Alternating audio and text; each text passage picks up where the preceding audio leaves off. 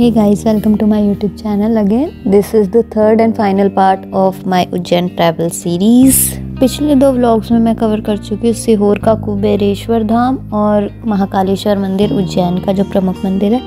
आज मैं आप लोगों को बाकी के जो भी उज्जैन के मेन टेम्पल्स है, as Ujjain is known as home of temples, आज मैं बाकी के मंदिर आपको दिखा देती हूँ। सबसे पहले आता है श्री काल भैरव मंदिर, जो कि प्रसिद्ध है महाकाल के कोतवाल के रूप में। उज्जैन में माना जाता है कि महाकाल मंदिर के दर्शन करने के बाद काल भैरव मंदिर का दर्शन करना आवश्यक होता है, उसके बिना यात्रा पूरी नहीं मानी जाती है। मंदिर की खासियत यह भी है कि यहाँ पर काल भैरव को प्रसाद के रूप में मदिरा चढ़ाई जाती है। अनोखा तथ्य यह है कि जिस पात्र में शराब चढ़ाई जाती है, पात्र पूर्ण रूप से भोग लगाते समय खाली हो जाता है, लेकिन इसका स्रोत अभी तक पता नहीं चला है कि कहाँ जाती है वो शराब। मंदिर को लेकर कई प्रचलित कहानियाँ प्रसिद्ध हैं, जिनमें से एक कहानी यह है कि महाकाल ने खुद काल भैरव को इस शहर की रक्षा करने के लिए नियुक्त किया था, और ये मंदिर जो है क्षिप्रा नदी के किनारे शहर से बाहर इसीलिए बनाया गया है क्योंकि महाकाल ने काल भैरव को नियुक्त किया था शहर की रक्षा करने के लिए। इसके बाद दूसरा मंदिर आता है श्री स्थिरमन गणेश मंदिर। इस मंदिर की यह खास बात है कि यहाँ पर गणेश जी को ना तो लड्डू चढ़ाए जाते हैं और ना ही मोदक। यहाँ पर मान्यता है कि गणेश जी को गुड़ चढ़ाने की। माना जाता है कि गणेश जी की मूर्ति के पीछे वाली दीवार पर उल्टा स्वास्तिक बनाकर मन्नत मांगी जाती है, और मन्नत पूरी होने के बाद यहाँ पर गणेश जी को गुड़ चढ़ाया जाता है। इसके बाद अगला मंदिर आता है शक्तिपीठ गढ़ कालिका टेम्पल। यह मंदिर 51 शक्तिपीठों में भी शामिल है। यहाँ माता सती के ऊपरी होंठ गिरे थे, इसीलिए इस जगह को 51 शक्तिपीठों में शामिल किया गया, और यह महाशक्तिपीठ 18 महाशक्तिपीठों में भी शामिल है। हर साल नवरात्रों के उपलक्ष्य में मेला लगता है। अलावा भिन्न भिन्न त्योहारों पर और भिन्न भिन्न दिनों में यहाँ मेला या अन्य आयोजन किए जाते हैं। इस मंदिर में मुख्य रूप से काली माता की पूजा की जाती है, जिसको माता सती का ही एक रूप कहा जाता है। कहा जाता है कि यह मंदिर महाभारत काल में निर्मित है, और इसके अंदर जो देवी की मूर्ति है वो सतयुग में निर्मित है। सतयुग के काल की बताई जाती है। माना जाता है कि प्रसिद्ध लेखक कालिदास भी गढ़ कालिका के ही प्रसिद्ध व्यापक थे। इसके बाद नेक्स्ट ट्रैवल प्लेस आती है श्री कृष्ण जी के विद्यास्थली। यह महर्षि सांदीपनि आश्रम के नाम से उज्जैन में जाना जाता है।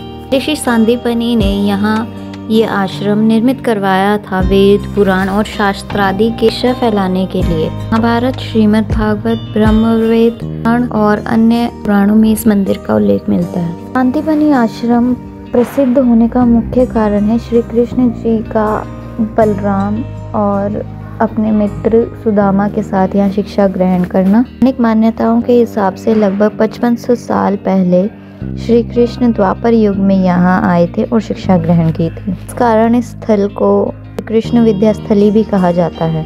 इस आश्रम में गुरु शांतिपनि जी की मूर्ति स्थापित है, और बलराम, सुदामा और श्री कृष्ण की शिक्षा ग्रहण करते हुए कई मूर्तियाँ और चित्र यहाँ पर आकर्षण का केंद्र है।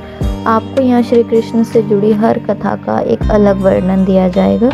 पूरा जितनी भी उन्होंने 84 शैलियाँ शिक्षाएं ली थी, उन सब का चित्रण यहाँ मिलेगा।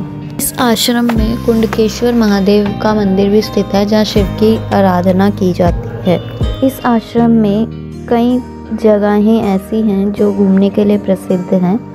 यहाँ पर एक म्यूज़ियम भी दिया गया है जहाँ आप घूम सकते हो, जहाँ कैमरा अलाउड नहीं है। मैं वीडियो नहीं रिकॉर्ड कर पाई उस जगह की, लेकिन म्यूजियम में शिव कृष्ण जी से जुड़ी हुई कई कथाओं का वर्णन और पौराणिक चीज़ें रखी गई हैं। और यहाँ पर बुक स्टोर भी है एक, जिसको आप एक्सप्लोर कर सकते हो, जहाँ पर आपको सभी ग्रंथ अलग अलग रूप में मिल जाएंगे शिक्षा लेने के लिए। इस मंदिर के पीछे एक शिव मंदिर भी है, जिसे सर्वेश्वर महादेव मंदिर कहा जाता है। कहानियों के हिसाब से ये कहा जाता है कि उस मंदिर में जो शिवलिंग है वो सांदीपनि जी ने अपने तपोबल से एक बेल पत्र से उत्पन्न किया था। कहानियों के हिसाब से ऐसा बताया जाता है, और वो मंदिर करीबन लगभग 6000 साल पुराना बताया जा रहा है। बात करते हैं उज्जैन के मंगलनाथ मंदिर की। इसके बारे में इस दुकानदार ने हमें पूर्ण रूप से जानकारी दी थी। पर आए हैं। ये 9 ग्रहों में मंगल ग्रह का जन्म स्थान, जैसे महाराष्ट्र में सिंगापुर में शनि भगवान का जन्म स्थान है, उज्जैन अवंतिका नगरी मंगल ग्रह का जन्म स्थान है। मंगल ग्रह का जन्म हुआ है शिव रूप में, इसलिए ना शिवपुत्र और भूमिपुत्र दोनों कहा जाता है। अपन जितने भी शिव जी के मंदिर जाते हैं, शिव जी की सवारी काय पे देखते हैं, नंदी पे। नंदी पे। ये पहले शिव जी महाराज है, इसके बाद मिलेगा आपको भेड़, भेड़ है ना मेंढा। इस प्रकार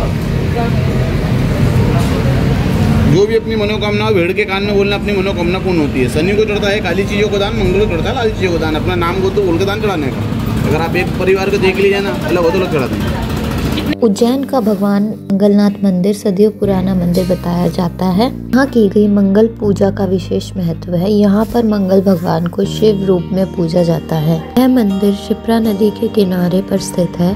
मान्यताओं के अनुसार माना जाता है कि इस मंदिर में की गई पूजा हर जातक की कुंडली के सभी दोषों का निवारण करता है। मान्यताओं के हिसाब से उज्जैन को मंगलनाथ की जन्मभूमि भी कहा जाता है। इसके पीछे भी कई कहानियां, जिनमें से कुछ इस प्रकार है। जाता है कि अंधकासुर नामक दैत्य ने शिव जी से वरदान मांगा, उसको वरदान में मिला उसकी हर रक्त की बूंद से एक अलग दैत्य जन्म लेगा। तो उस दैत्य ने ये वरदान पाकर उज्जैन पर हमला किया और उज्जैन में काफ़ी हड़कंप मचा। इसके बाद शिवजी ने स्वयं उस दानव के साथ युद्ध किया और शिवजी का बहुत पसीना बहा, जो कि उज्जैन की नगरी बर्दाश्त नहीं कर सकी और शिवजी के पसीने के कारण वह धरती 2 हिस्सों में विभाजित हो गई।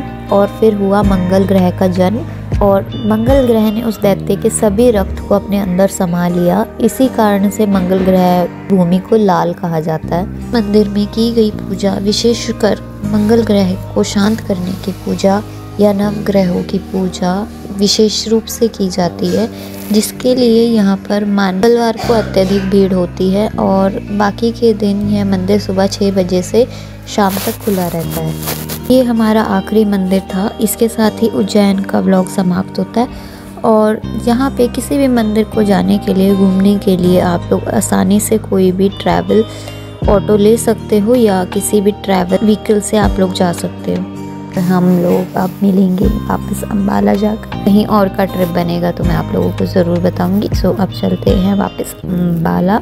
इस व्लॉग आने तक आप लोग कर लीजिए चैनल को सब्सक्राइब।